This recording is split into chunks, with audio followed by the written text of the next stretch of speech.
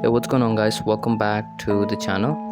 So in this video we're going to be talking about something special, and this isn't really like your regular videos wherein we do some projects, learn about CSS, JavaScript, Python and all those stuff. But instead, in this video I'm going to be showing you guys a project that I've been working on since few weeks.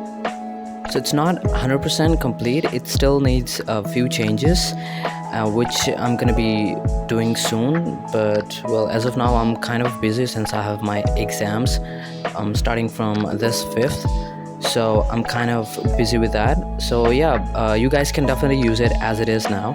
So I'm gonna be adding the link to that down in the description. So without further ado, let's see what I have been working on and how you guys can really get the benefit out of it.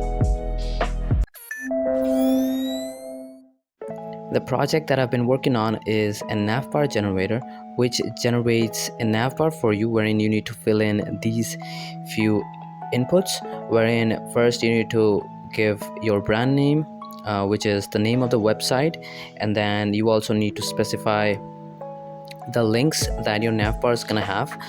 It could be the normal links or it could be drop down if you have any, and then you can also choose different colors for your background of the navbar, and also you can choose color for your drop down for your fonts. And yeah, and then you can hit create navbar and you're gonna have your navbar. So when you copy the code and paste it in your HTML file, you're gonna see some Bootstrap classes, since I have used Bootstrap to create the navbar. So when you open the website, you're gonna have a UI something of this sort.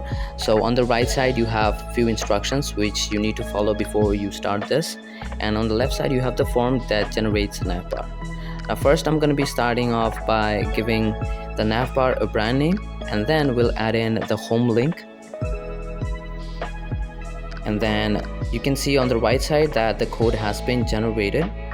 Now we're gonna add in another link. Now in this case, this is gonna have a sub menu, so I'm gonna be writing services and checking the sub menu checkbox, and then I'm gonna be filling in the sub menu items, which is web dev, Android dev, the short form for development, and then I'm gonna be adding iOS dev, and then I'm gonna be adding all of this in the menu with this button add link.